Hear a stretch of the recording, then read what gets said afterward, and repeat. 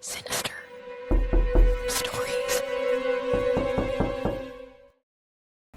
Late one evening in Philadelphia, Pennsylvania, Heather Paul is outside on her front porch having some ice cream with her husband and her 2 sons. Okay. But then, Heather suddenly spots something that absolutely creeps her out.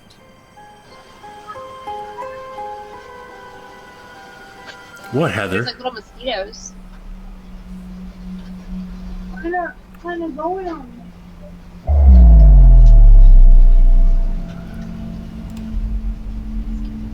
What? What did you say?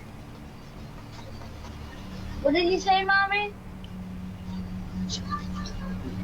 I can't hear you. You gotta keep that open so you get all. Is that a real person, though? I think it's just a real person walking in her jammers.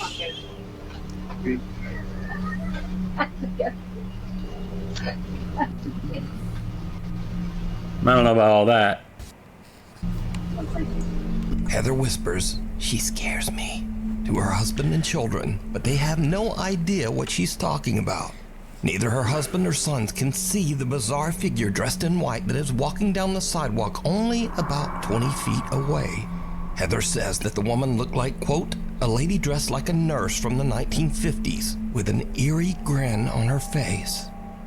Heather is now freaked out. She can't understand why no one else saw the strange nurse. Whoa. So she checks the footage from their front door security camera, and sure enough, the recording also shows a creepy pale figure walking right by. You can kind It of just see. immediately creeped me out, so I just kind of like jumped.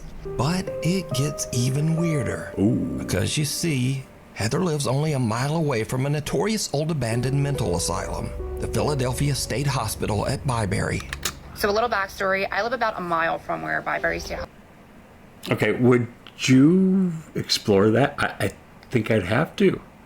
I would try to figure out what kind of ritual saying or prayer to keep any ghosts from following me home, but I would take me and myself and some friends, slower friends that I can run faster than, and take them there and check that place out. That sounds so fun. Hospital used to be. This is one of You coming? I'm pretty sure the most notorious mental hospital in the country.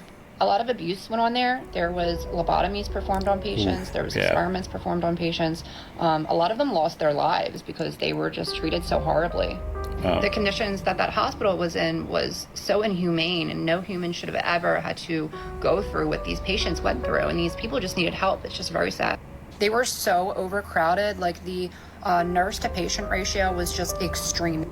With 2 student nurses and maybe 3 attendants, we have all we can do to bathe the patients, get them to cafeteria, take them to the doctors, give them their medications, and try to keep the place clean. Now, when I was a kid growing up, we used to definitely go in there, and it was really scary. Like the second you walk on the grounds, you just feel like it's cold, it's not normal, it feels weird. Like you can tell somebody's watching you. Go in There's there. underground tunnels underneath, so we used to run around them too, and they used to use those tunnels to transport bodies.